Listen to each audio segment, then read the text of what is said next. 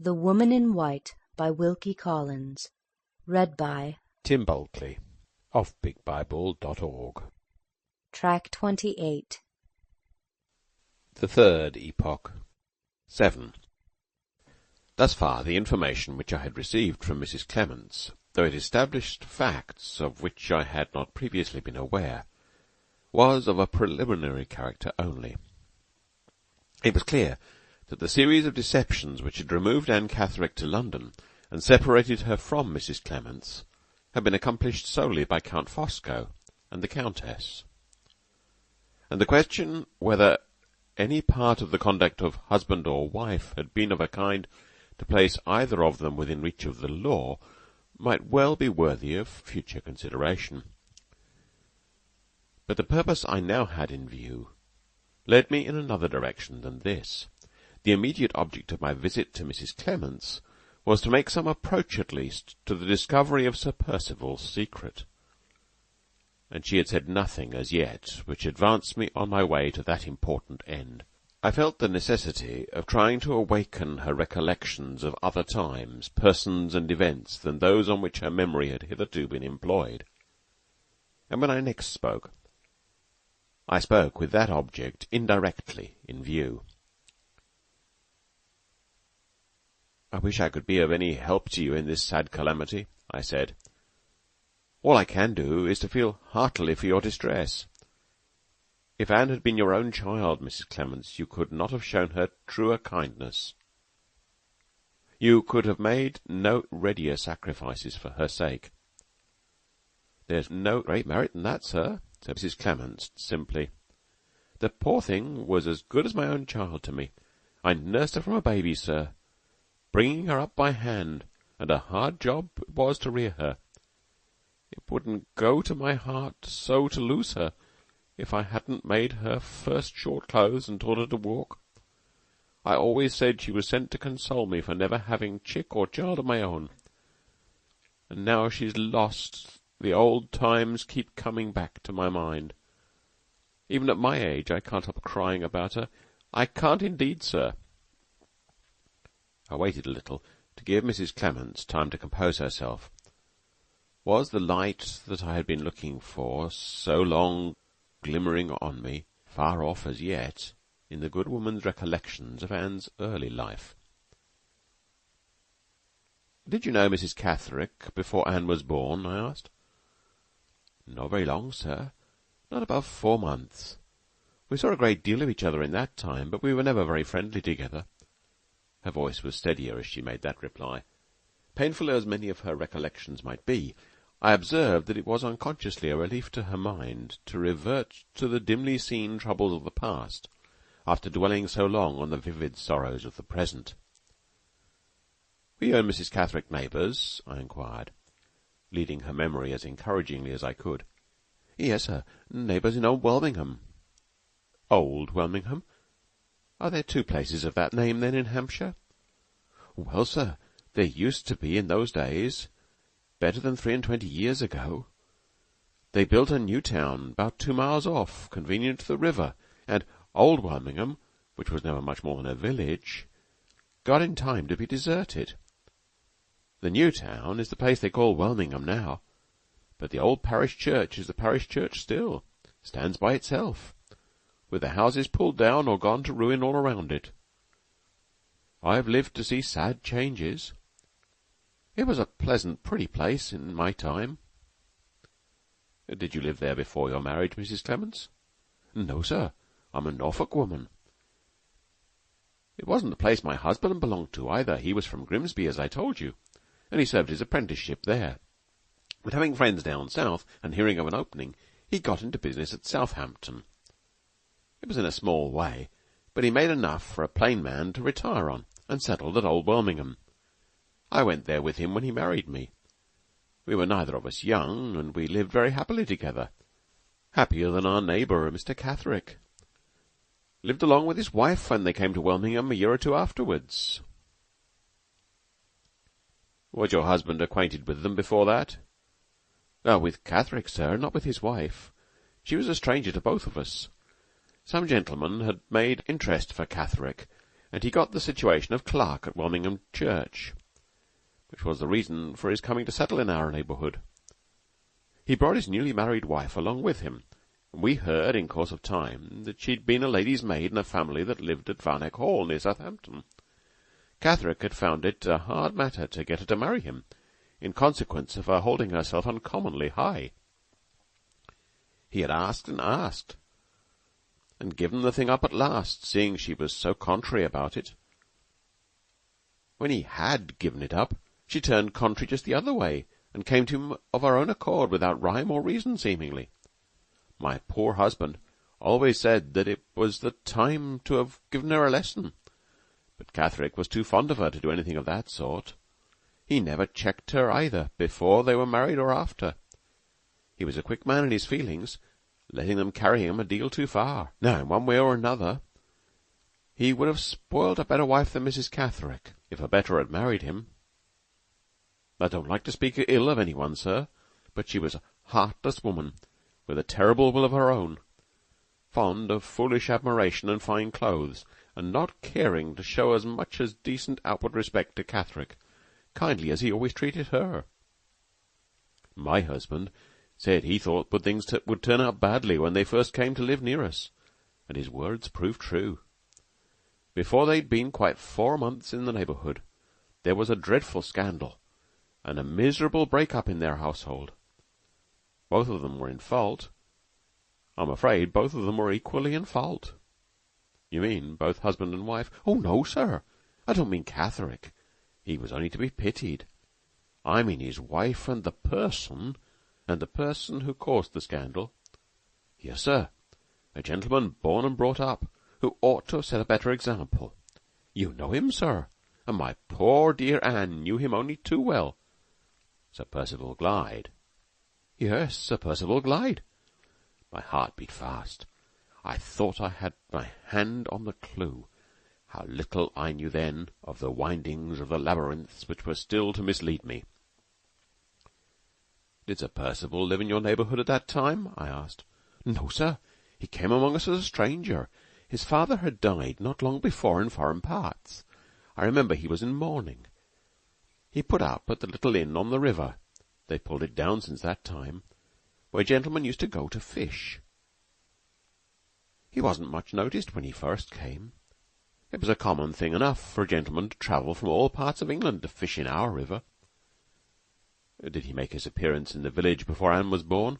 Yes, sir. Anne was born in the June month of 1827, and I think he came at the end of April or the beginning of May. Came as a stranger to all of you, a stranger to Mrs. Catherick as well as to the rest of the neighbours? So we thought at first, sir.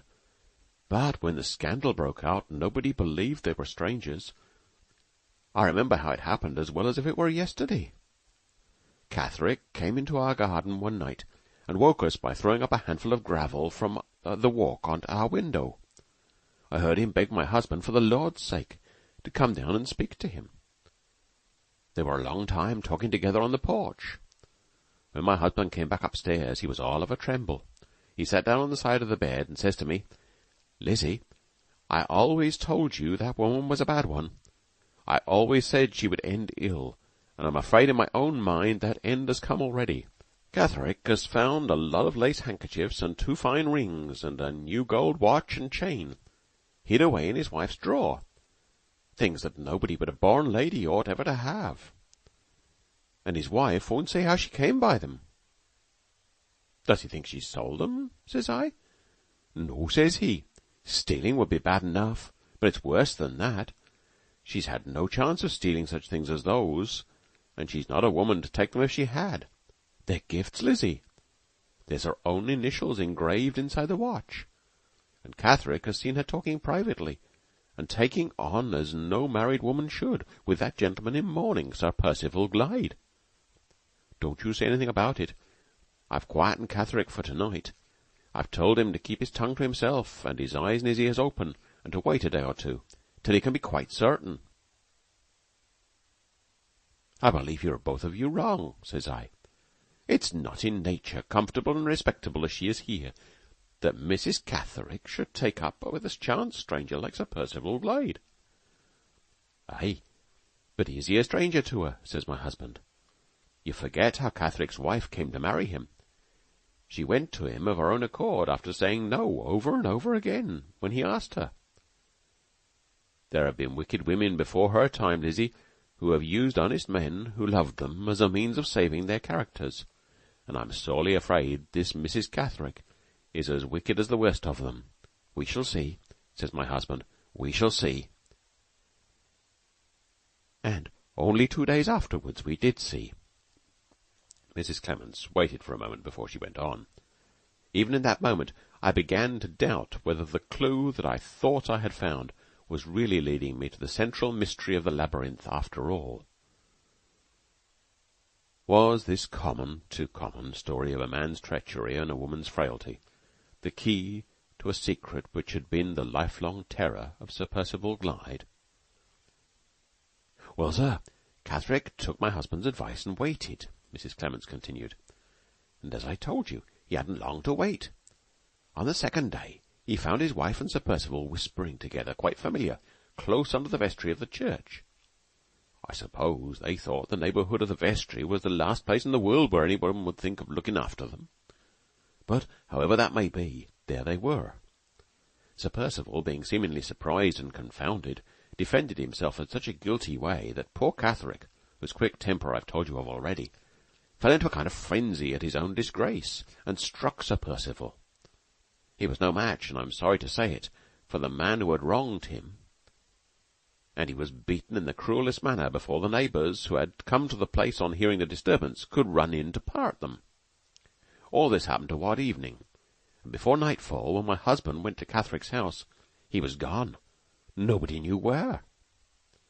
No living soul in the village ever saw him again. He knew too well by that time what his wife's vile reason had been for marrying him, and he felt his misery and disgrace, especially after what happened to him with Sir Percival, too keenly. The clergyman of the parish put an advertisement in the paper begging him to come back, and saying he should not lose his situation or his friends. But Catherick had too much pride and spirit, as some people said, too much feeling, as I think, sir, to face his neighbours again, and try to live down the memory of his disgrace. My husband turned from him when he left England, and heard a second time when he was settled and doing well in America. He's alive there now, as far as I know. But none of us in the old country, his wicked wife least of all, are ever likely to set eyes on him again. What became of Sir Percival? I inquired. Did he stay in the neighbourhood? Not he, sir. The place was too hot to hold him. He was heard at high words with Mrs. Catherick the same night when the scandal broke out, and the next morning he took himself off. And Mrs. Catherick? Surely she never remained in the village among the people who knew of her disgrace. She did, sir. She was hard enough and heartless enough to set the opinions of all her neighbours at flat defiance. She declared to everybody, from the clergyman downwards, that she was the victim of a dreadful mistake, and that all the scandalmongers in the place should not drive her out of it, as if she was a guilty woman.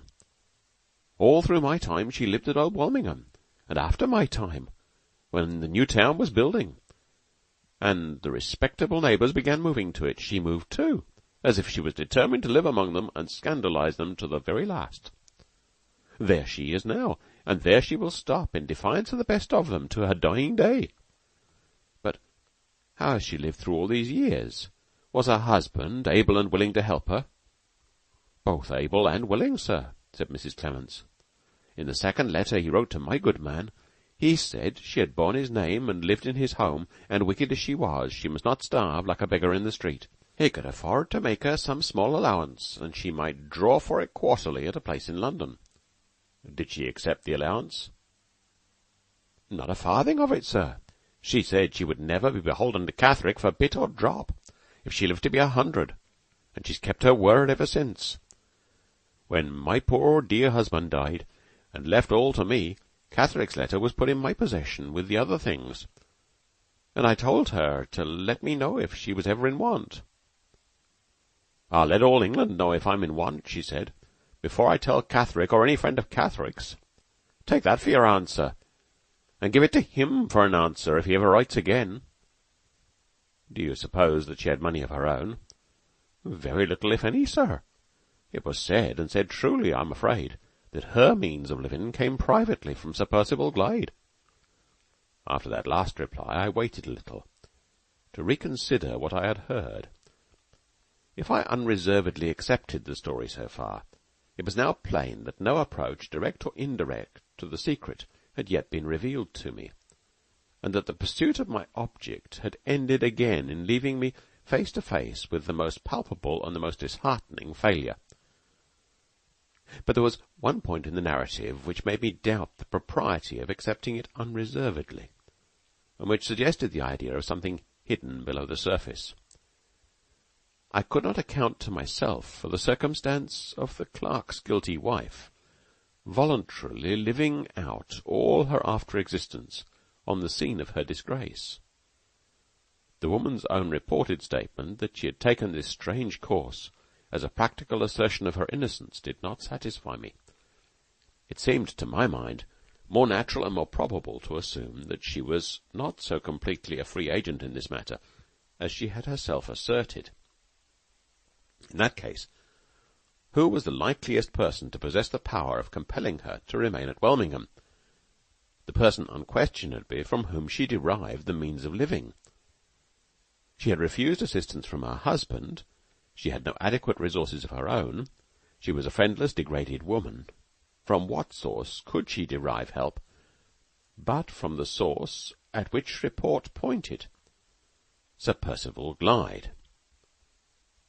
Reasoning on these assumptions, and always bearing in mind the one certain fact to guide me, that Mrs. Catherick was in possession of the secret, I easily understood that it was Sir Percival's interest to keep her at Welmingham, because her character in that place was certain to isolate her from all communication with female neighbours, and to allow her no opportunities of talking incautiously in moments of free intercourse with inquisitive bosom friends.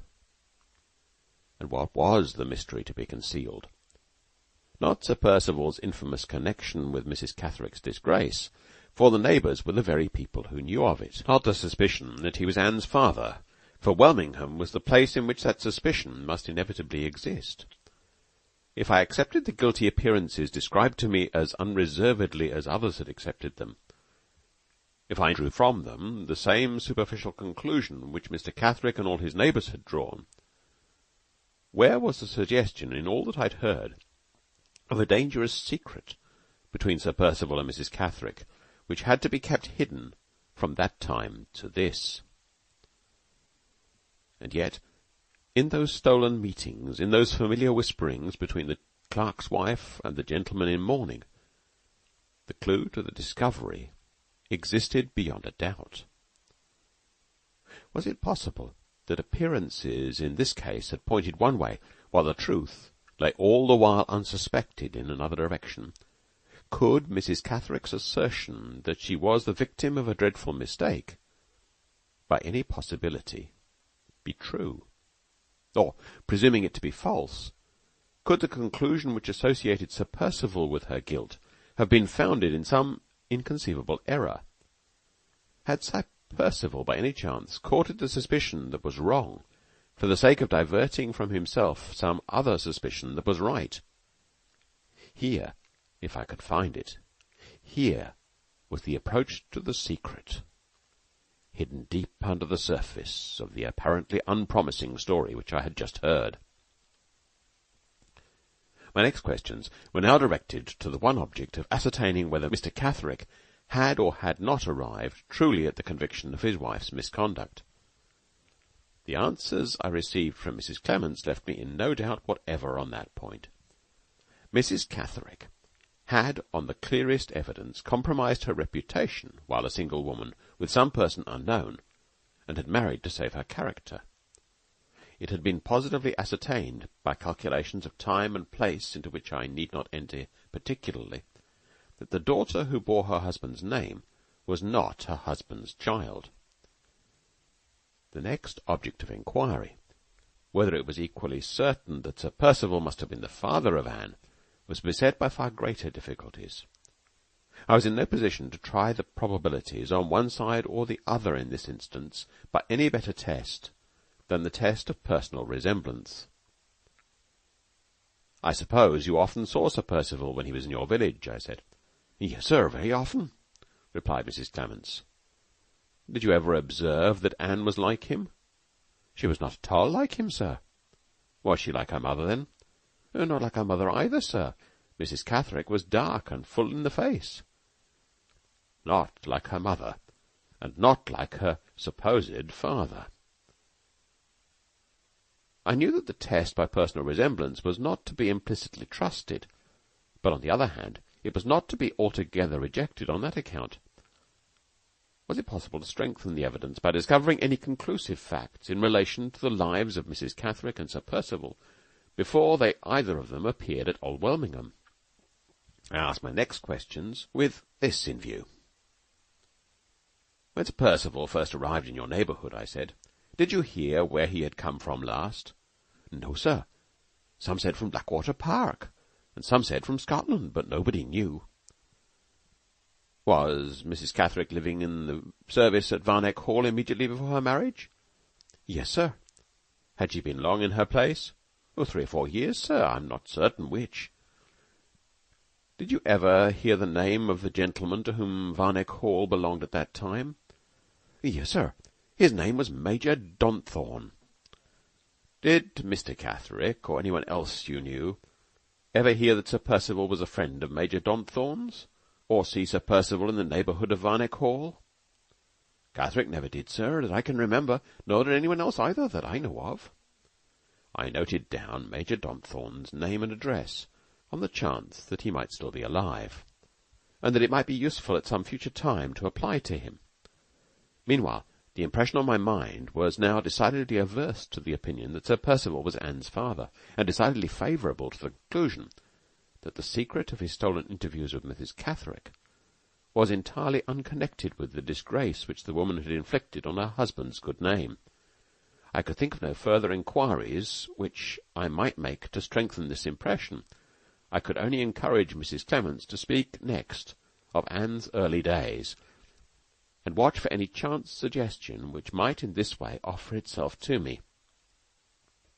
"I've not heard yet," I said, "how the poor child, born in all this sin and misery, came to be trusted, Mrs. Clements, to your care." "There was nobody else, sir, to take the little helpless creature in hand," replied Mrs. Clements. "The wicked mother seemed to hate it, as if the poor baby was in fault, from the day it was born.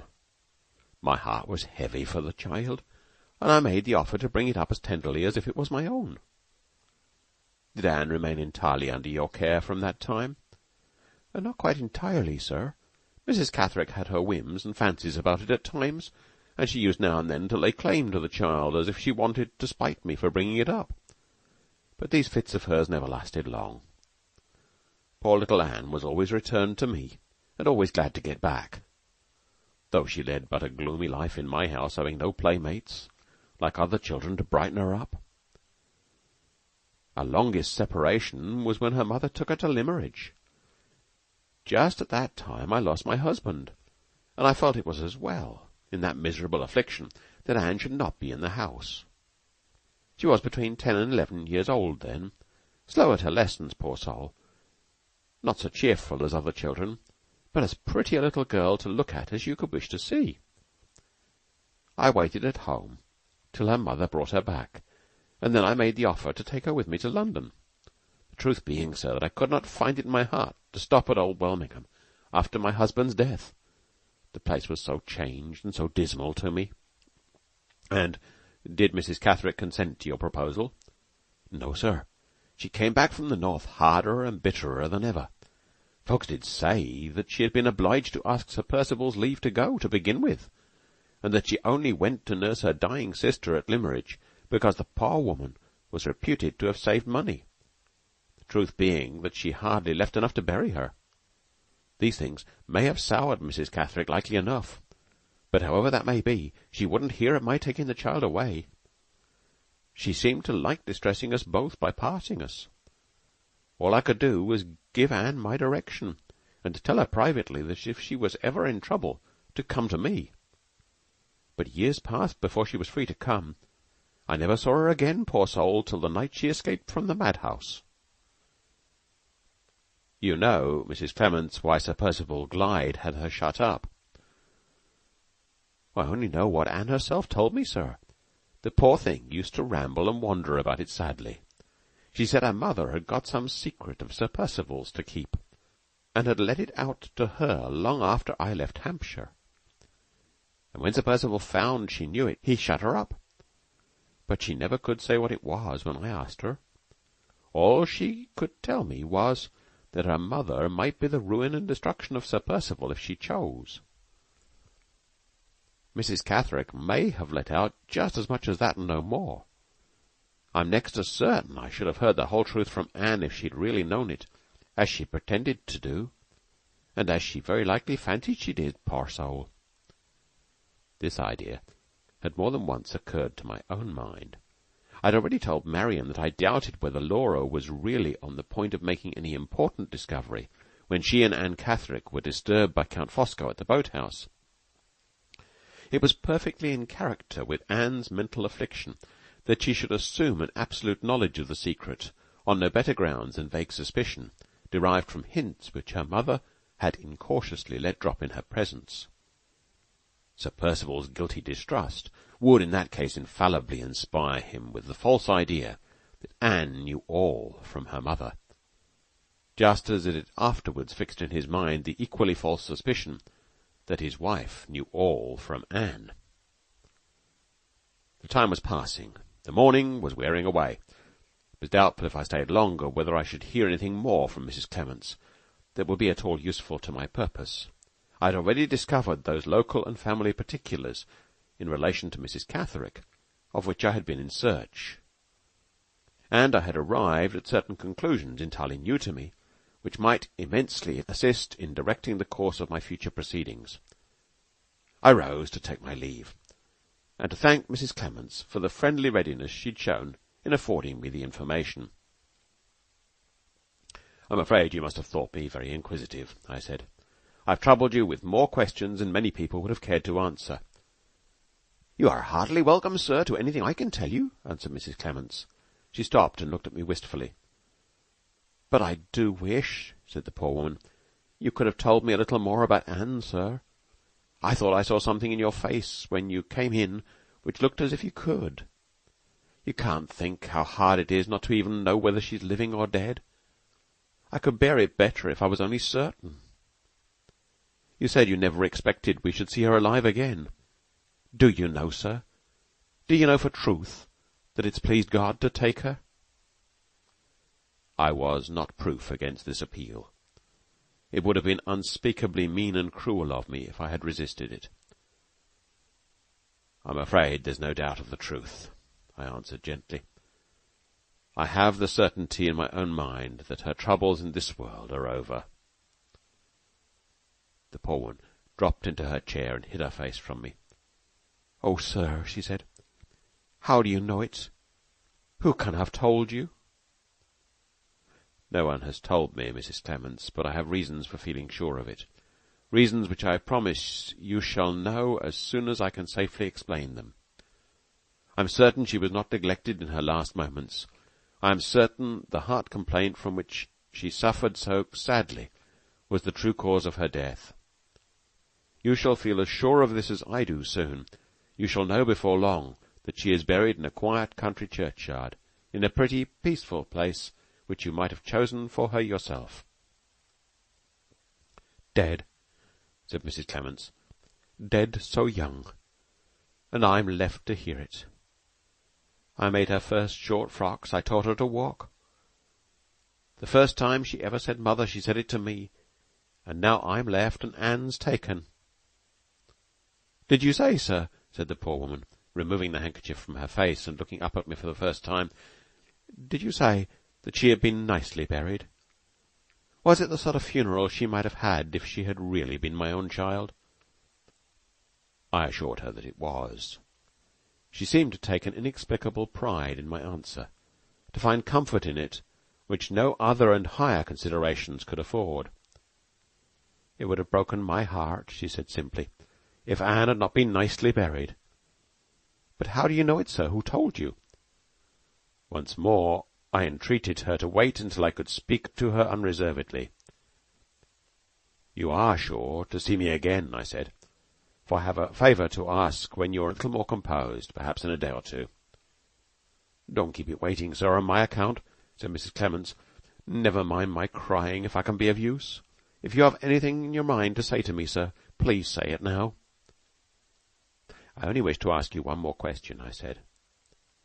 I only want to know Mrs. Catherick's address at Welmingham. My request so startled Mrs. Clements that, for the moment, even the tidings of Anne's death seemed to be driven from her mind. Her tears suddenly ceased to flow, and she sat looking at me in blank amazement. "For the Lord's sake, sir," she said, "what do you want with Mrs. Catherick?" "I want this, Mrs. Clements," I replied.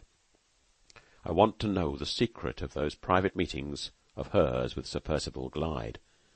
There is something more in what you have told me of that woman's past conduct, and of that man's past relations with her, than you or any of your neighbours ever suspected.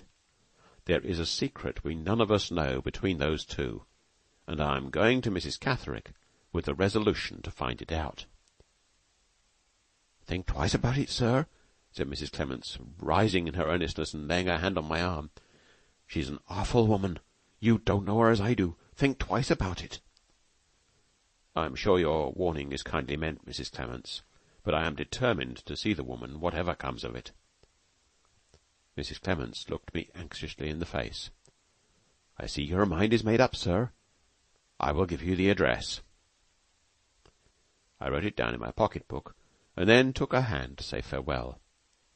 "You shall hear from me soon," I said. "You shall know all that I have promised to tell you." Mrs. Clements sighed and shook her head doubtfully. "An old woman's advice is sometimes worth taking, sir," she said. "Think twice before you go to Welmingham." End of Track 28.